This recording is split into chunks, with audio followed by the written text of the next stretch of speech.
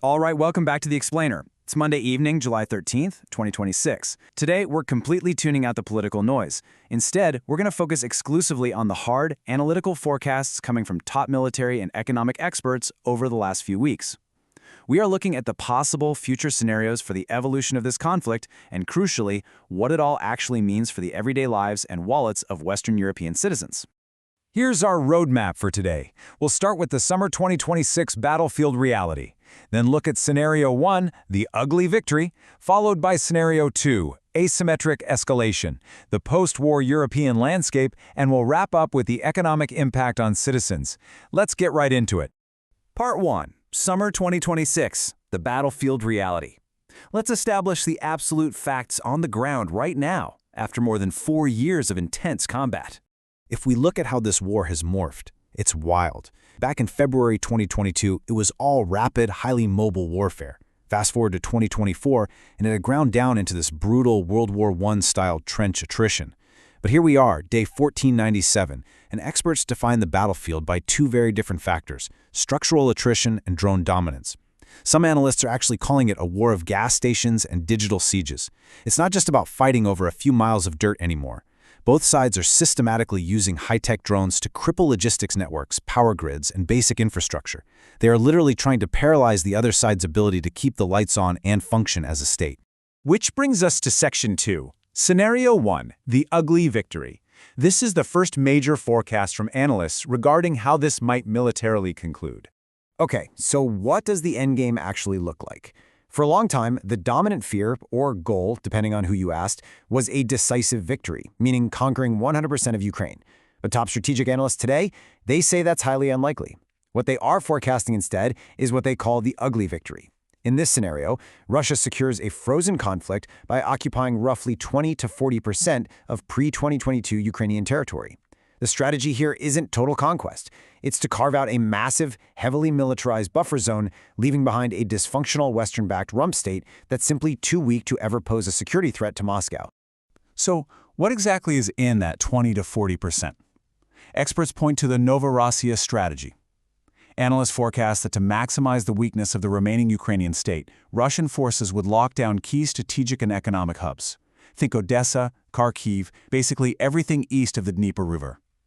Taking those specific areas would completely strip the remaining state of its most critical industrial and maritime assets. It essentially guarantees they couldn't be economically independent. And that brings us to a really crucial number: 50,000. If this ugly victory scenario plays out and the conflict freezes, military experts project 50,000 as the absolute maximum number of troops that would be allowed in whatever Ukrainian army is left.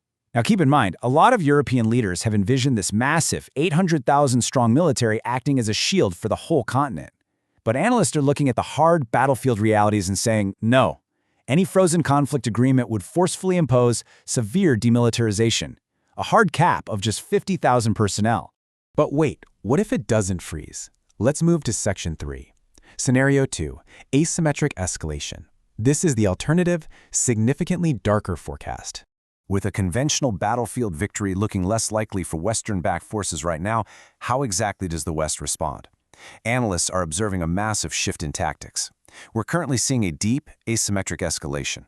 It's all about highly sophisticated drones penetrating hundreds of miles behind the front lines, targeting Russian refineries, energy grids, and civilian infrastructure. The goal is pretty straightforward: bring the economic agony of the war directly to the Russian mainland. But as experts warn, this action and reaction dynamic is an incredibly dangerous game.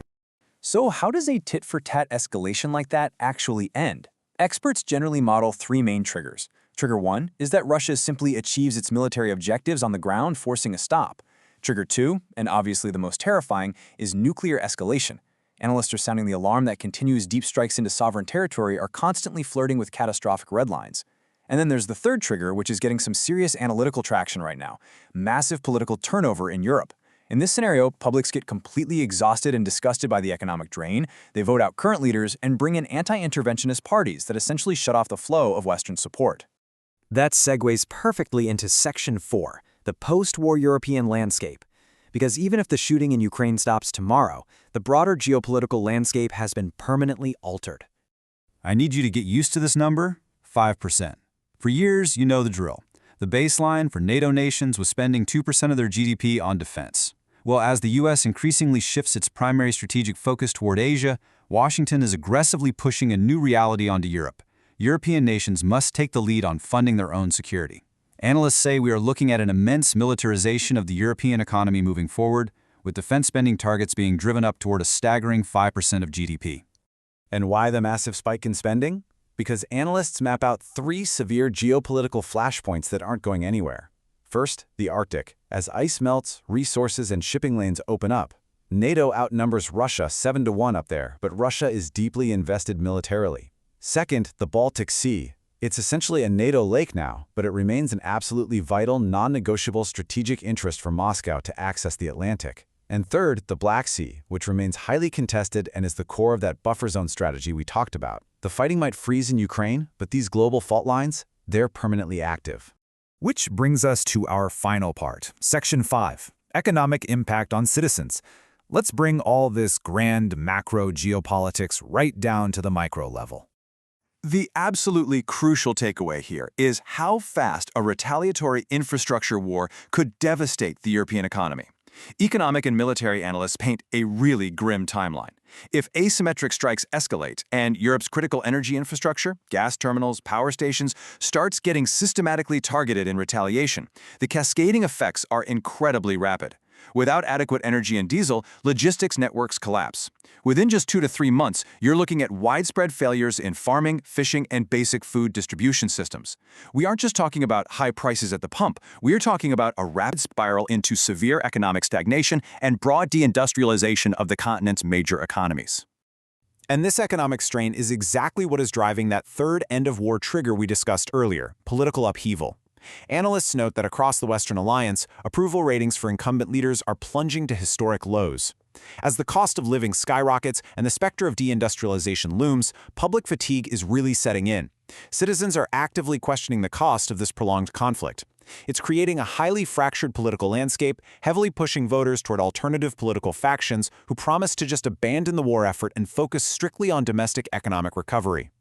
So, looking at the hard data and the forecasts for the coming months and years, it's a sobering reality check. The most probable scenarios point toward a fractured Ukraine and a heavily militarized, economically strained Europe. The active combat might eventually grind to a halt in some ugly, frozen compromise. But it leaves us with one massive, ultimate question to chew on. The fighting in Ukraine might eventually freeze, but is Europe actually prepared, economically, politically, and socially, for the new Cold War that is already beginning? Think about that. Thanks for joining The Explainer today. Keep analyzing and stay curious. Usually when we look at a map, there's this inherent expectation of permanence. Right, yeah. Like geology almost. Exactly. Like you look at the borders of a country, those solid black lines separating one nation from another, and you just sort of assume those lines are as fixed as the mountains or the rivers. But they really aren't. No, they aren't. Because if you zoom into the geopolitical reality we are living in right now today, suddenly that map feels like it's drawn in dry erase marker. I mean, we are looking at a global security landscape that is literally fracturing right before our eyes. It is. And, we build our entire understanding of global security, our economics, and even our daily commutes on the assumption that those lines don't move. Right. So when they do move, the post-World War II security architecture doesn't just bend. It buckles under the weight of multiple overlapping crises. And that is exactly what we are dissecting today on the Deep Dive. Because today is Monday, July 13th, 2026. The very specific date to keep in mind.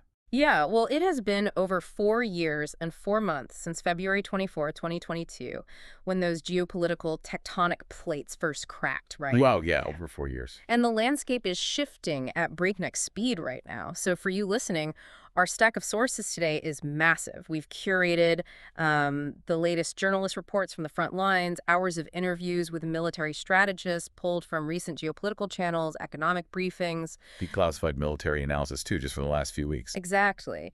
And our mission today is laser targeted. We are asking, what are the realistic, possible future scenarios for the evolution of the conflict between the Ukraine and NATO coalition and the Russian Federation? That's the core theme. And more importantly, what does this actually mean for you, the everyday Western European citizen? I think that a focus on the everyday citizen is just crucial here. Because the sources we are pulling from, whether it's economists, defense analysts, or foreign policy scholars, they all point to the exact same conclusion. Which is that this isn't contained anymore. Right. This is no longer a localized conflict in Eastern Europe. The ripples have become absolute shockwaves. Yeah. And those shockwaves are rattling the supply chains, the energy grids, and the political stability of Western Europe right now. Okay, let's unpack this. Because to understand the macro-level shockwaves, we really have to start on the ground and establish the current military reality, right? You have to start with the front lines. Only then can we zoom out to the broader geopolitical chessboard. And our sources are painting a picture of the front lines here in July 2026 that completely contradicts that mainstream narrative we keep hearing about a frozen conflict. Oh, the lines are absolutely not frozen. Not at all. Russia is advancing, and the focal point of the recent analysis across our stack is the city of Kostiantynivka. Yeah, Kostiantynivka serves as a prime indicator of the reality on the ground versus those static lines we often imagine. Right. It's a highly strategic city in the Donetsk region. And according to the latest military briefings we've reviewed, it has essentially fallen to Russian forces. And we were talking about a massive area, right? Like over 66 square kilometers. Yes, over 66 square kilometers of heavily fortified, industrialized, urban terrain that is now under Russian control. Let's contextualize that for the listener because, 66 square kilometers of open farmland is one thing, but 66 square kilometers of industrial terrain is something else entirely. What does that actually look like on the ground? It's brutal. Think of it as a three-dimensional labyrinth. The labyrinth. Yeah, industrialized terrain in this part of Eastern Europe means massive Soviet-era steel plants. We're talking chemical factories with miles of subterranean pipes. Oh, wow. Right. Slag heaps that essentially act as artificial mountains for snipers and observation posts. Yeah. And reinforced concrete basements everywhere. So you can't just roll a tank through it. Exactly. Taking this kind of territory requires street-by-street and sometimes room-by-room clearing. It completely negates the advantages of long-range armor. It turns the whole battle into this brutal, close-quarters infantry grind. And the human cost of that grind is just staggering in these reports. I mean, the numbers we are looking at cite up to 14,000 Ukrainian casualties, dead and wounded, in this specific defensive campaign for this one city alone. 14,000. That's a devastating loss of manpower for a single point on the map. It really is. And it speaks to the fundamental nature of the warfare we are witnessing right now. The military theorists in our source deck emphasize that this is not the sweeping, rapid maneuvers of a blitzkrieg. Right, it's much slower. It's a strategy of methodical, structural attrition. Russia is intentionally drawing out these battles in urban fortresses. I mean, we saw it in Bakhmut, we saw it in Avdiivka, and now Kostiantynivka. They are turning these cities into focal points of destruction. Exactly. The primary Russian objective, according to multiple analysts across these recent videos, isn't just to take the territory quickly. The objective is to systematically deplete Ukrainian manpower and reserves. By forcing them to defend these indefensible, pulverized positions. Please. But wait, I have to challenge that narrative a bit based on some of the other reports in our stack. Aren't the sources also detailing that Russia is taking a massive, perhaps unsustainable hit to actually do this? Well, yes, they are taking heavy losses. Because we've seen the satellite imagery, right? Destroyed Russian armor, the sheer volume of artillery and men they are throwing into these assaults. It's not like they're walking in unopposed. Some analysts point out their armor depletion is at historic highs. So how does a strategy of attrition work if the attacker is also bleeding profusely?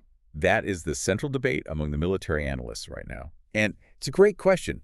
You are looking at the raw numbers of losses, which are undoubtedly immense for Russia. Right. However, the strategists argue that the critical metric in a war of attrition is not the raw number of casualties, it's the replacement capacity and the loss ratio. Okay, replaceability. Exactly. The sources indicate that while Russia is losing older, legacy armor, their domestic industrial capacity, like their ability to manufacture artillery shells, drones, and basic armored vehicles, is humming along on a total war economy footing. So they are replacing what they lose? Yes. They are outproducing NATO in artillery shells by a significant margin. Okay, so it's less about what they are losing and more about how fast they can put a replacement on the field. Precisely. Ukraine, conversely, is almost entirely dependent on external Western supply lines that our sources describe as increasingly strained. Which we'll get into later, yeah. And furthermore, Ukraine is facing a severe demographic crisis regarding the mobilization of fresh troops to replace those 14,000 casualties. Right, the manpower pool is just smaller. Exactly. Russia has a larger population pool and an untouched industrial base on its own soil. So even if the casualty ratio is somewhat close, the mathematics of attrition structurally favor the side that can absorb and replace those losses over a multi-year timeline. It's like a vice grip. A vice grip. Yeah, think about how a vice grip actually works. You don't just clamp it down and instantly snap the object in half. Right. You put the object in and you turn the handle 1 millimeter a day. It applies this constant, relentless pressure. The object holds its shape for a long time, but internally, the microfractures are building. That's a really good analogy. And eventually, the structural integrity of whatever is in the grip fundamentally crushes and gives way. That's what our sources are describing in the Donbass. The vice grip is an incredibly accurate way to visualize the frontline mechanics. And the terrifying thing is that grip is now turning toward the next objectives. Right. With Kostiantynivka largely secured, the geospatial intelligence reports track Russian forces pushing methodically toward Druskivka and Dobropilya. They're closing the pincers. Yeah. They are closing in on the final major defensive agglomeration in the region, which is the twin cities of Sloviansk and Kramatorsk. This is the last real fortress belt in the Donetsk Oblast. And if that fortress belt falls, the tactical map changes entirely. And we are seeing the rhetoric out of Moscow shift to match this escalating reality, too, because for years, the official line was a special military operation, a localized, contained effort. Right. They were very strict about that wording. Very strict. But the recent geopolitical broadcasts note that Kremlin spokespeople and Russian state media are now openly calling it a real war. Which is a huge shift. That rhetorical shift is a critical indicator of state intent. They are explicitly stating that because of the deep NATO involvement— Like the satellite targeting data? Yes, the provision of targeting data, long-range Western cruise missiles, and massive logistical support.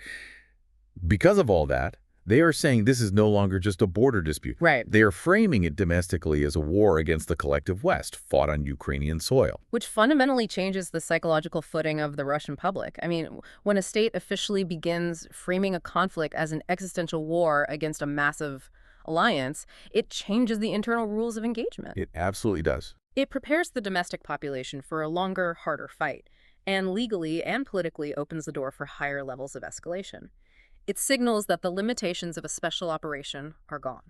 And if Russia's strategy relies on outlasting Ukraine's defensive structures on the front, their other strategy relies on ensuring those defensive structures cannot be supplied in the first place. Right, the logistics. Exactly. Yeah. That brings us to the operational phase, occurring far behind the trenches. Because while this grinding territorial advance happens in the east, an entirely different, highly technological war is happening in the rear. Yeah. It's a war of logistical strangulation, where both sides are desperately trying to blind and starve each other. The analysts in our sources are calling it the war of gas stations. Yes. And honestly, reading through the economic briefings, this logistical war is arguably having a more profound impact on the future trajectory of the conflict than the trench warfare itself. Let's look at Ukraine's strategy first, because it is really bold. Very bold. According to the intelligence summaries, Ukraine has been conducting a sustained campaign of striking deep into Russian territory. They are using long-range drones to bypass traditional frontline air defenses to hit oil refineries, storage depots, and military-industrial sites deep inside Russia. And the economic data shows it is having a measurable effect. The analysts track a 25% drop in Russian oil processing. A 25% drop? That's Yeah. massive. It is. In raw volume, that is roughly 4 million barrels a day less of processed fuel. It has gotten to the point where Moscow has been forced to restrict domestic fuel sales. Wow. They're instituting rationing for the Russian public just to ensure the military machine gets priority. Let's break down the mechanics of that for a second. Why strike the refineries and not just the oil wells themselves? So that's a crucial distinction. Oil wells are relatively simple and rugged. If you damage a wellhead, it can often be capped or repaired fairly quickly. Refineries, however, are massive, highly complex, fragile pieces of engineering. They rely on distillation columns, catalytic crackers, and specialized pumps that operate under immense heat and pressure. And a lot of that is Western tech, right? Exactly. Many of these components, historically, were built using Western technology and parts. So by striking the distillation columns, Ukraine isn't just stopping the flow of oil, they are destroying the highly specialized machinery required to turn crude oil into usable diesel and aviation fuel. Machinery that is incredibly difficult for Russia to replace right now under heavy international sanctions. Spot on. It's a strategy heavily reliant on Western-supplied targeting intelligence too, aiming to hurt Russia economically and, I suppose, create domestic political unrest. The theory being discussed by Western analysts in our stack is that if the average Russian citizen suddenly faces fuel shortages and rationing, the political friction might force Putin to reconsider the war effort. That's the theory. However, the geopolitical analysts offer a very sobering assessment of the Russian retaliation. Right. The response to these deep strikes has been absolute devastation on the Ukrainian side of the border. Russia is systematically dismantling Ukrainian logistics. Yeah, I read the reports out of the Sumy region. The Sumy data is terrifying. The data indicates that 99% of the gas stations in that region have been destroyed. 99%. And these attacks are not confined to the border areas either. No, they are moving central and west. They're targeting railway substations, power grids, bulk fuel depots. They are effectively paralyzing Ukrainian mobility. We really have to break down the asymmetry of this logistical war.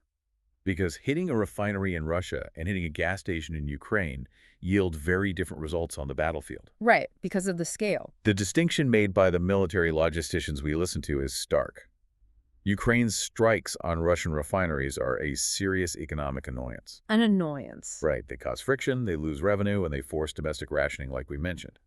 But Russia's strategic depth allows them to absorb that friction without their frontline troops ever running out of gas. So the tanks still roll. Yes, but Russia's strikes on Ukraine are causing operational paralysis. Because without fuel, a modern military simply stops existing as a mobile force. It reverts to a static, localized militia.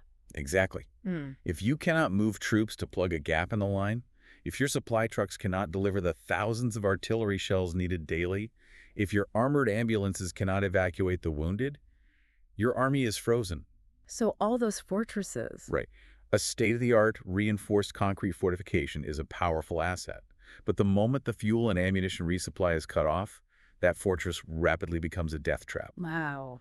Russia's leveraging its strategic depth to absorb the Ukrainian blows while systematically crippling the physical ability of the Ukrainian state to function militarily. And the technological leap enabling this Russian campaign is terrifyingly rapid. I mean, the sources detail how Russia is adapting its aerospace forces to ensure these strikes land while neutralizing Ukraine's deep strike capabilities. The aerospace adaptation is incredible. They are actively deploying their Su-57 stealth fighters, but they are pairing them in the air with A-50 AWACS early warning radar planes.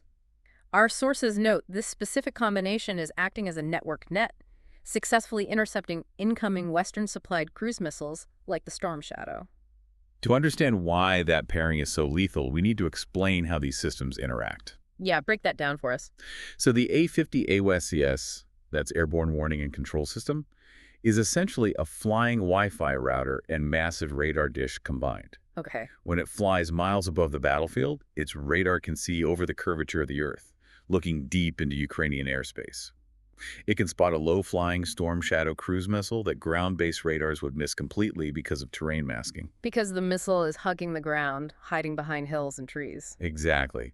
The ground radar can't see through a mountain, but the AWACS is looking down from above. As the AWACS sees the missile. And instantly feeds that precise targeting data down to the Su-57 stealth fighters patrolling below. The fighters don't even have to turn on their own radars. Yeah. Which is crucial, because turning on radar would give away their position. Right, it's like shining a flashlight in the dark. Exactly. So they receive the data passively, maneuver into position, and shoot down the incoming cruise missile. Russia isn't just relying on ground-based surface-to-air missiles anymore. They are dominating the airspace with integrated networked technology. But the tech adaptation isn't just defensive. We also have to highlight the new autonomous weaponry being deployed offensively by Russia right now. The intelligence briefings talk extensively about the new AI-driven Seeker drones. The Seeker drones represent a massive and highly concerning leap in lethality. These are not your standard remote-controlled quadcopters flown by a guy with a joystick. Right. Those traditional drones rely on GPS to navigate and radio frequencies to receive commands. Both of those can be jammed by electronic warfare. And Ukraine is notoriously blanketed in electronic warfare, scrambling GPS signals to throw off incoming munitions. Which is exactly why the seeker drones were developed. Our sources explain that these drones use onboard artificial intelligence and optical flow navigation. So what does that mean practically? Essentially, they have a camera and a neural network. You feed the drone an image of the target, say a specific radar dish, a tank, or a power substation. Okay. The drone flies to the general area using basic inertial navigation. And once it arrives, it uses its camera to visually identify the target based on its shape and profile entirely autonomously. So it's not looking for a GPS coordinate, it's looking for a picture. Yes. Even if the GPS is totally jammed, even if all radio signals are blocked, the drone can see the target, lock on, and strike without any human input. Wow. So you have Ukraine trying to hit deep to cause political and economic pain, and Russia deploying advanced jam-proof tech to utterly paralyze Ukraine's ability to fight and move. It creates a terrifying dynamic. It does. And the analysts point out a crucial strategic and psychological angle here regarding the Ukrainian deep strikes. Okay, what's that? Well, while striking deep into Russia produces spectacular footage and boosts morale, many military sources suggest these strikes lack the strategic weight to actually win a war of attrition on the battlefield. They aren't going to stop the Russian army. Right. Instead, several geopolitical theorists argue these strikes are designed to terrorize the Russian population and, crucially, to provoke a massive Russian retaliation against NATO countries. Oh. The theory is that it's a strategy born of desperation, trying to pull the West directly and officially into the kinetic fight by forcing Russia to overreact. Here's where it gets really interesting. Because if the dynamic on the battlefield is this grim, and the logistical war is suffocating the Ukrainian military, what does this mean for the diplomatic end to all this? That's the big question. Because this prolonged conflict, the failure of the initial peace talks back in Istanbul in 2022, and this massive escalation in technological warfare, it has completely changed Putin's endgame. The original terms for peace are dead and buried. Long gone. So looking at the analysis from July 2026, what does the endgame actually look like now? We are seeing a major, highly visible shift in Kremlin rhetoric and operational objectives. If you review the statements coming from Russian leadership and state media over the past few weeks, they are no longer just talking about securing the Donbass, the 4 eastern oblasts they formerly annexed. Right, the goalposts have moved. Significantly. The new operational objective being discussed openly and continuously is Novorossiya, or New Russia. Novorossiya. That's a historical term, right? From the 18th century, from the era of Catherine the Great. But what does it mean in terms of actual modern geography? What are they laying claim to? In the current context, the geopolitical maps drawn by our analysts indicate Novorossiya potentially encompasses everything east of the Dnieper River, plus the entire southern coastline, including the major port cities of Odessa and Mykolaiv, stretching all the way up to Kharkiv in the northeast. That is a massive chunk of territory. I mean, if they take Odessa and Mykolaiv, that completely landlocks Ukraine. Continue. It cuts them off entirely from the Black Sea, from maritime trade, from grain exports. It does. Prominent international relations scholars in our source stack have actually coined a term for this outcome: an ugly victory for Russia. An ugly victory. Right.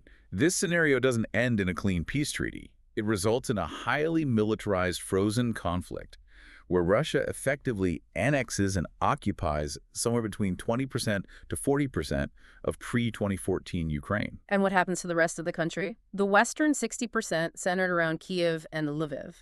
The language used by the strategic forecasters is brutally blunt here. The remaining territory will be left as a dysfunctional rump state. A rump state. Let's explore the brutal, pragmatic logic behind that. Why is leaving a dysfunctional rump state the preferred outcome for Moscow now, as opposed to attempting a total regime change and occupying the whole country like they seemingly tried in the opening days of 2022? Because the calculus is completely changed. Occupying western Ukraine, a region with a highly hostile population that would be heavily backed, armed, and funded by Western intelligence agencies, would be a bleeding ulcer for the Russian military. They'd be fighting an insurgency forever. Exactly. They do not want to fight a permanent, decades-long guerrilla war in the forests of western Ukraine. The strategic logic is cold, calculated, and entirely focused on border security now. Think of it like this. Imagine you're playing a high-stakes board game with an opponent. Okay.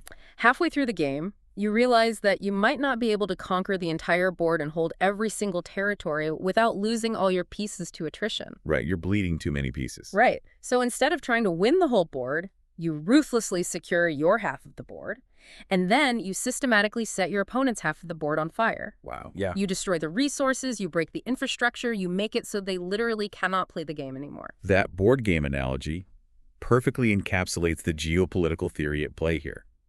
If Russia believes that NATO is going to back Ukraine indefinitely, aiming to turn whatever is left of the country into a heavily armed, highly hostile bulwark right on Russia's border, then Russia is heavily incentivized to cause maximum structural damage right now. They want to take as much coastline, as much agricultural land, and as much industrial capacity as possible while the kinetic war is raging. They are preemptively neutralizing the future threat. Exactly. They want to leave the remaining Ukrainian states so economically wrecked, so demographically hollowed out by refugees and casualties, and so completely dependent on Western financial life support just to keep the lights on, that it can never pose a credible military or economic threat again. Because a state that requires billions of euros a month just to pay pensions is not a state that can build a massive offensive military machine. Right. It's impossible. It's a terrifyingly pragmatic approach to destruction. But here is where our deep dive takes a massive turn, because geopolitical events do not happen in a vacuum. No, they don't. While Ukraine is facing this grim reality of a shrinking map, a paralyzed logistics network, and the threat of becoming a rump state, their primary backers, the United States and the European NATO members, are suddenly violently distracted by an entirely different crisis. The timing of this next development is critical to understanding the 2026 landscape. We have to pivot our focus to the Middle East. According to the international news reports and defense analyses in our stack, a massive conflict has reignited between the United States and Iran. And this isn't just the usual saber-rattling or proxy skirmishes. No, this is much bigger. The reports indicate that the Strait of Hormuz, one of the most critical maritime choke points in the global economy, is functionally closed to Western shipping.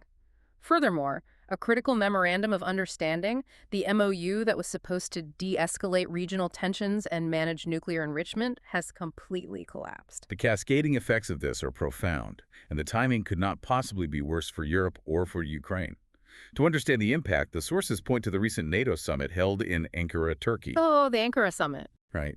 This summit was meticulously planned for months to be a geopolitical triumph. It was designed to be the moment where the European defense of Ukraine was finally institutionalized, where long-term, multi-year funding and massive new weapons packages were to be publicly secured and celebrated. But the sources say the Ankara summit was completely derailed. The triumphant optics just vanished. Instead, the entire focus of the alliance shifted frantically to this exploding Middle Eastern crisis. And the numbers coming out of the Pentagon briefings regarding this conflict are what really tell the story of why Ukraine is suddenly in so much trouble. The numbers are shocking. The United States, in defending its assets and allies against Iranian ballistic missile and drone strikes, and in conducting retaliatory operations, used up to 3,000 Patriot interceptor missiles in a very short window of time. We really need to pause and deeply analyze that number. 3,000 Patriot missiles. It sounds like a lot, but what does it mean practically? Well, a Patriot interceptor is not a simple mortar shell. It is one of the most advanced, complex, and phenomenally expensive air defense interceptors on the planet. Right. It utilizes advanced solid rocket motors, highly sophisticated active radar seeker heads, and requires rare earth metals and intricate microelectronics. So they can't just stamp them out on an assembly line like bullets. Not at all. They take a very long time to manufacture.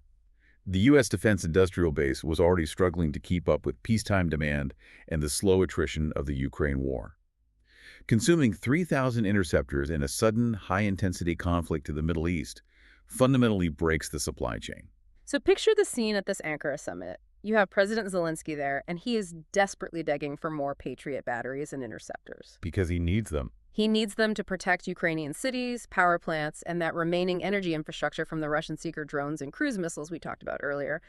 And the United States is essentially looking at him, opening the logistical cupboard, and showing him that it is bare. It's empty. The interceptors are gone. They are physically not there to give. They are being launched over the Persian Gulf. And this severe depletion is not limited to the United States either. The military audits in our sources show that European nations are hitting the absolute hard limits of their own stockpiles.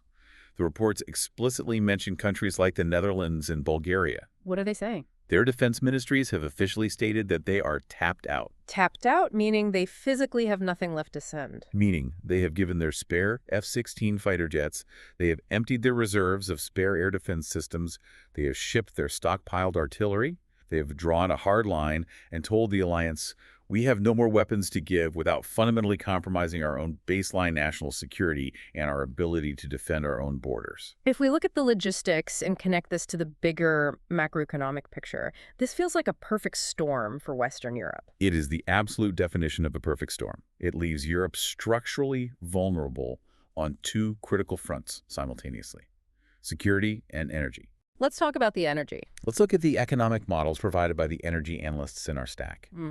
Europe relies heavily on the Middle East for its baseline energy needs. Approximately 20% of its oil and a staggering 25% of its liquid natural gas, its LNG, comes on ships right through the Strait of Hormuz and the Red Sea. Which are now blocked. Routes that are now threatened, heavily insured, or entirely closed by the U.S.-Iran conflict. So you have a simultaneous war in the Middle East, strangling energy imports and spiking the cost of fuel, while a war in Ukraine is draining European treasury reserves and emptying their military armories. Right. That creates a crippling energy shock for Western Europe at the exact moment they are being told by Washington that they have to shoulder the burden of defending Ukraine largely alone. Which brings up a fascinating, albeit highly debated, theory among the geopolitical analysts in our sources. Oh, about coordination. Exactly. Is this simultaneous eruption of crises a coincidence?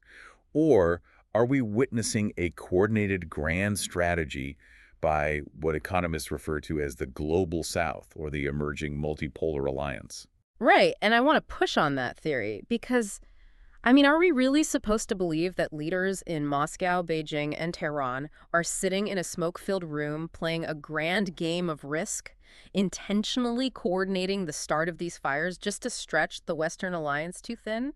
It sounds a bit like a conspiracy thriller. It does sound like a thriller, but the most credible analysts in our stack suggest it's less about a smoke-filled room with a master schedule and more about a deeply aligned strategic axis recognizing a shared opportunity. So they just see the weakness and jump on it. Yes.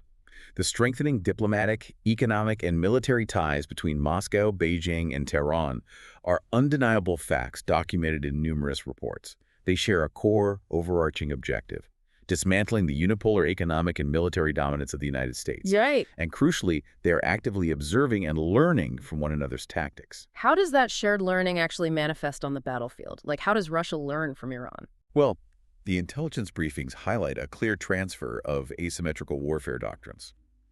Iran has spent decades mastering the art of asymmetrical deterrence. Right. They use relatively cheap, mass-produced drones, fast attack boats, and regional proxy forces to tie down incredibly expensive, sophisticated U.S. naval carrier strike groups and air assets. It's a strategy of economic exhaustion. Exactly. And Russia's closely studying this. They are applying that exact same asymmetrical logic in Ukraine, using cheap Shahed-style drones to force Ukraine to fire million-dollar interceptor missiles. The Patriot missiles we were just talking about. Exactly. And they are potentially looking at how to apply that logic against Europe itself. They realize that if you force the U.S. and NATO to play global whack-a-mole, deploying ultra-expensive assets to counter cheap, decentralized threats across multiple theaters, the Western logistical and financial systems will eventually fracture under the strain.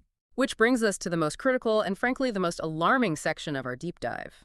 With NATO severely distracted by the conflict with Iran, with the weapons cupboards bare across Europe, and with some European leaders simultaneously pushing for Ukraine to continue those deep strikes into Russian territory, continue striking Russian territory, we arrive at the ultimate question for you, the listener. What happens to you if the war spills over the border into Western Europe? It's a scenario that military analysts and war colleges are modeling very seriously in these reports, and the projections for European stability are pretty grim. The sources highlight a rapidly growing, palpable risk of Russia deciding to retaliate directly against European NATO countries. Specifically, the defense briefings mention the E3, the United Kingdom, France, and Germany.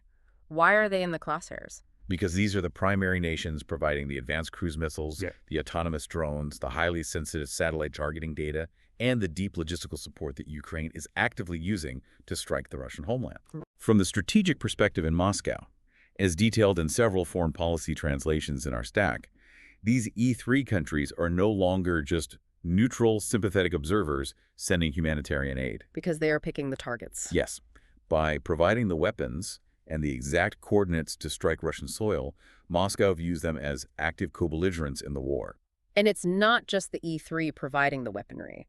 Our sources point to a massive diplomatic gaffe that heightens this risk. NATO's Secretary General Mark Rutte recently boasted during a press conference about the extent of Allied support. That was a huge moment. He specifically cited 500 U.S. surveillance and targeting slides originating from Italian bases, specifically naming the Sigonella base in Sicily to support operations over the Black Sea and Ukraine. Highlighting Sigonella publicly is a staggering admission of deep operational integration. I mean, Sigonella isn't just a standard Italian runway. It is a critical, sprawling hub for U.S. and NATO surveillance operations. Right. It houses the massive Global Hawk drones and maritime patrol aircraft that hoover up electronic intelligence and feed it directly to Kyiv. By publicly officially linking European basing infrastructure to the targeting of Russian forces, it rhetorically puts a massive, undeniable target on those European bases. So let's walk through the military analyst models. What does a Russian retaliation against Western Europe actually look like in 2026? Are we talking about the old Cold War nightmares, Soviet tanks rolling across the Fulda Gap into Germany? No. The military strategists categorically dismiss that. That is a completely outdated paradigm. Okay. Russia does not have the manpower nor the desire to occupy Western Europe with ground troops. If Moscow decides to retaliate kinetically against NATO, the model suggests they will use the exact same strategy they have perfected over 4 years in Ukraine: long-range infrastructure warfare. Bypassing the borders. Exactly. They will bypass the borders entirely and use cruise missiles and cyber attacks to strike European energy grids, liquid natural gas offloading terminals, critical rail logistics hubs, deep-water port facilities, and the specific factories producing the drones and missiles being sent to Ukraine. They will attack the underlying machinery of the European economy.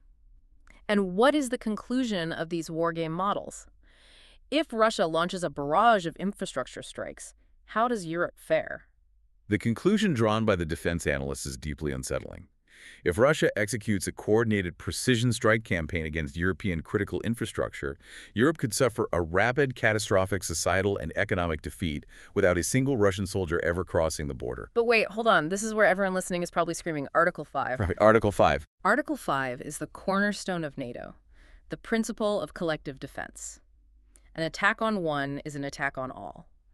If a Russian cruise missile hits a drone factory in Germany or a port in the UK, the United States is legally obligated to go to war with Russia. That's the ultimate shield, right? That prevents this entire scenario. This is where the legal scholars and international relations experts in our sources urge us to look very, very closely at the actual text of the Washington Treaty, because Article 5 is often misunderstood by the public. What do you mean? It is a political commitment, it is a statement of solidarity, but it is not an automatic suicide pact. Unpack the legal mechanics of that for us. What does the treaty actually say? The specific text of Article 5 states that if a NATO ally is attacked, each member state will assist the party attacked by taking such action as it deems necessary, including the use of armed force. As it deems necessary. That phrase feels like a massive loophole. It is the crucial nuance that governs nuclear deterrence. It intentionally does not mean an automatic, unthinking declaration of World War III. Consider this scenario. If Russia conducts a limited, highly targeted, conventional strike on a specific drone factory in the UK or a logistics rail hub in Poland, the President of the United States has to make a calculation in the Situation Room. Right. A very tough calculation. Is the United States willing to invoke a full-scale kinetic war with a nuclear superpower, meaning they are willing to risk the nuclear annihilation of New York, Washington, D.C., or Los Angeles, solely to retaliate for a factory in Europe? Especially when, as we just discussed, the U.S. military is already stretched incredibly thin fighting a hot war in the Middle East against Iran, and is simultaneously trying to pivot its naval assets to face China in the Pacific. They simply might not have the bandwidth for a European war. Exactly. The geopolitical analysts suggest that in such a scenario, the U.S. might choose a proportional, non-kinetic response. Like sanctions. Yes. They might launch severe, crippling cyber attacks against Russian financial institutions or implement unprecedented secondary sanctions. But they might actively choose not to send American troops to die for European infrastructure, avoiding the escalation ladder that leads to global nuclear war. And if the United States decides not to lead a kinetic military retaliation, Western Europe is largely on its own to deal with the fallout. They are. And based on the economic reports we are reading, Europe is fundamentally not ready to be on its own. The economic models in our sources detail exactly what happens to the civilian population if those infrastructure strikes hit the energy grid. It's a dark picture. If a steady supply of diesel is interrupted, either because European refineries are hit by Russian missiles or because the Middle East supply is choked off by the Iran conflict, the cascading effects on daily life are horrifying. The timeline for societal breakdown in these models is measured in weeks, not years. Yes, weeks. The logistics experts point out that without diesel, modern civilization stops. European heavy farming machinery cannot run, meaning harvests rot in the fields. The massive fishing fleets stay anchored in port. And the grocery stores. But most critically, yes, the entire food logistics network.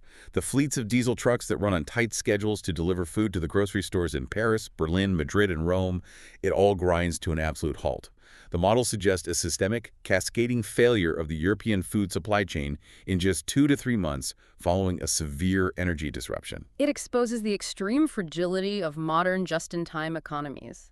Europe's industrial and societal base, which has been optimized for decades around complex, borderless supply chains and the assumption of uninterrupted, cheap energy, is totally unprepared for the kind of brutal, existential infrastructure warfare that Russia has been practicing, refining, and perfecting in Ukraine for over 4 years. It is a profound structural vulnerability. We have built highly optimized, perfectly tuned societies that generate massive wealth in peacetime, but simply cannot function under the crude, blunt force friction of direct warfare. So what does this all mean for you, the listener? We have to bring this all the way home.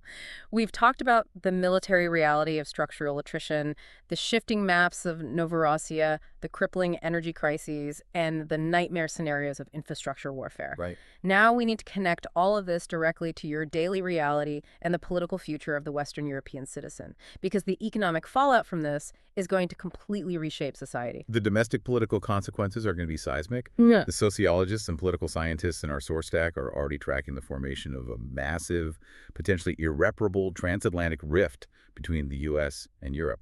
We see this playing out loudly in the press, too. Donald Trump, as a leading voice in U.S. politics, is loudly blaming Europe for the impending strategic loss of Ukraine. The argument from across the Atlantic is that the U.S. has done its part, depleted its own armories, and now Europe must step up and handle its own backyard. And the demand being placed on European capitals is staggering. The push is for European nations to drastically increase defense spending to 5% of their GDP. To understand the gravity of that demand, we have to put 5% of GDP into historical context. Okay. During the absolute height of the Cold War, when the Soviet Union had thousands of tanks stationed in East Germany, many European nations didn't even spend 5% of their GDP on defense. Today, most struggle to hit the basic NATO baseline of 2%. Why is that 5% number so mathematically devastating for Europe today? The economists in our stack break down the European tax base and demographic reality. We're looking at societies with inverted population pyramids. More old people than young people. Exactly. The ratio of retirees drawing state pensions and requiring state health care compared to the number of young workers paying taxes into the system is at a historic, fragile imbalance. To ask struggling EU economies already dealing with sticky inflation, a massive aging demographic burden, and an ongoing energy crisis, to suddenly divert 5% of their entire economic output to building a military is economically ruinous. Because the money has to come from somewhere. It means taking that money directly from social safety nets. It means gutting state pensions, slashing healthcare funding, and cutting infrastructure subsidies. It is a fundamental rewriting of the post-war European social contract.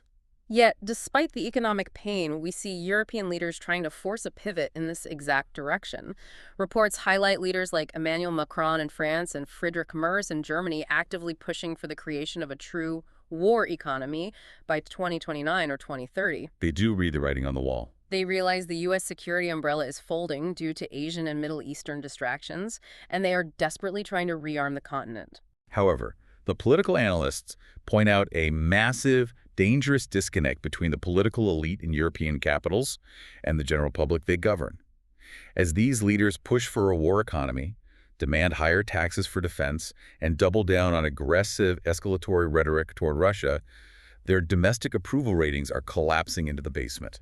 The polling data in our sources is crystal clear on this. The public in Europe, and in the US for that matter, overwhelmingly does not want war. They do not want military escalation. No, I don't. The average citizen is dealing with a brutal cost of living crisis. They are struggling to pay their grocery bills and heat their homes. They are deeply uninterested in sending their sons and daughters to fight in Eastern Europe, or suffering through rolling blackouts and fuel rationing for the sake of a geopolitical chess match they feel detached from. And this is exactly where the internal political pressure cooker explodes. The forecasters predict that when the conflict in Ukraine inevitably freezes, when the reality of that ugly victory for Russia sets in, the map is permanently altered, and Novorossiya becomes a de facto reality, the domestic blame game is going to be incredibly vicious. The who lost Ukraine debate? That's precisely. It will tear through European parliaments.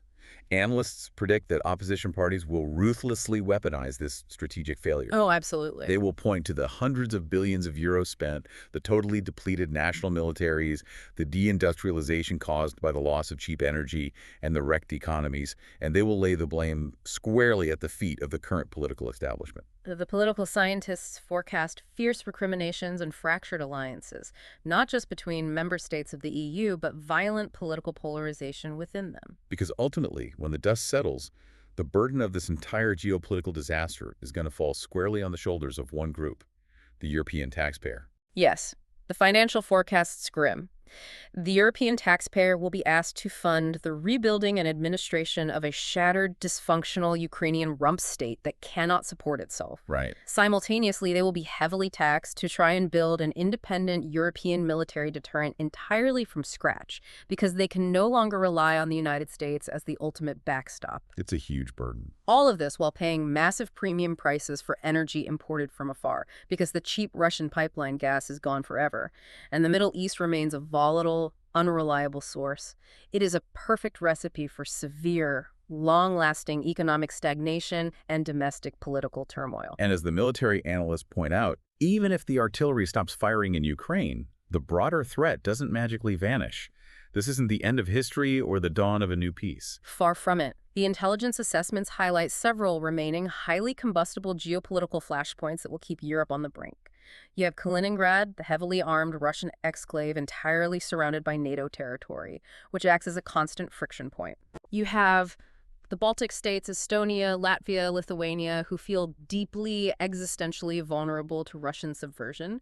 You have Belarus, which is now fully integrated into Russia's military sphere, effectively extending the Russian border deep into Europe. Right. You have Moldova and the unresolved breakaway region of Transnistria. And looking north, you have the Arctic, where melting ice is opening new, fiercely contested shipping lanes and competition for resources between Russia and NATO. The board is still set, Yeah. and the pieces are just moving to new, potentially more dangerous squares. The overarching conclusion of every source we've analyzed is this. The security architecture of Europe is fundamentally fractured. It's broken. The peace dividend of the 1990s, the idea that European nations could defund their militaries and spend that money on social welfare because major war was obsolete, is officially bankrupt. We are entering an era characterized by intense militarization, economic scarcity, and permanent geopolitical tension. Let's take a breath and recap the incredible, complex journey we've navigated in this deep dive. We started on the bloody, grinding front lines of July 2026, looking at the fall of the Kostiantynivka fortress. Yes. We unpacked the mechanics of how Russia is employing a strategy of structural attrition, that vice grip we talked about, rather than blitzkrieg, leveraging their domestic war economy to outlast Western supply lines. We then explored the devastating logistical war of gas stations. We analyzed how Ukraine's deep strikes aimed at causing political friction by hitting oil refineries are being met by Russia's technologically advanced campaign. Right, deploying A-50 AWACS stealth fighters and autonomous AI seeker drones to completely paralyze Ukrainian logistics by destroying the fuel network. And we watched the diplomatic endgame shift from simply protecting the Donbass to the brutal logic of Novorossiya. We discuss how Russia aims for an ugly victory, prioritizing the annexation of the coastline and industrial heartland, while intentionally leaving behind a wrecked dysfunctional rump state to permanently prevent it from becoming a NATO bulwark. And we saw how the sudden, massive explosion of conflict in the Middle East between the US and Iran has fundamentally derailed NATO's plans. We examined how the consumption of 3,000 complex Patriot interceptors depleted critical stockpiles, leaving Western Europe facing a simultaneous crippling energy shock and a severe security deficit. Which brought us to the terrifying realization that Europe's deeply embedded surveillance infrastructure makes it a target. We explored the war game model showing a potential Russian retaliation wouldn't be a tank invasion, but long-range infrastructure strikes that could systematically cripple the continent's food and energy supply chains in months. Especially given the nuance of Article 5, where the U.S. might choose not to risk nuclear annihilation for a European factory. Culminating in the stark political reality you face today as a citizen. The emergence of a deep transatlantic rift, demands for economically devastating 5% GDP defense spending that threatens the social safety net, and a bitter, impending "who lost Ukraine?" blame game that will burden the European taxpayer with the costs of rearmament, rebuilding, and premium energy for a generation. So, after absorbing all of this dense analysis, what is the ultimate so what? Why did we take you on this heavy, complex journey through the sources? The so what is that understanding this reality is not about fear-mongering or panic. It is about demanding clarity. It is about being mentally, economically, and politically prepared for a world that is irrevocably changed. The old assumptions are gone. Exactly. The core assumption that the post-WWII security architecture and American hegemony will protect European stability forever is a dangerous illusion that has now been shattered. Recognizing the extreme fragility of our modern just-in-time systems and acknowledging the shifting balance of global power is the first necessary step toward navigating the very difficult, turbulent decades ahead. You know, we started this deep dive talking about maps and how we inherently expect those thick black lines separating nations to be permanent fixtures. We've spent the last hour seeing exactly how the map of Ukraine is being violently, permanently redrawn through attrition and technology. But reading through all these economic forecasts and political analyses leaves me with one final lingering question for you to ponder. As Europe is forced to violently pivot from an economy based on cheap imported energy and outsourced American security to a new era defined by intense internal militarization, domestic rationing, and political scarcity, well, will the European Union itself survive the internal pressure? That is the ultimate question. Or will the crushing weight of this crisis force a complete redrawing of the European map, just as it is redrawing Ukraine's? Thank you for joining us on this deep dive.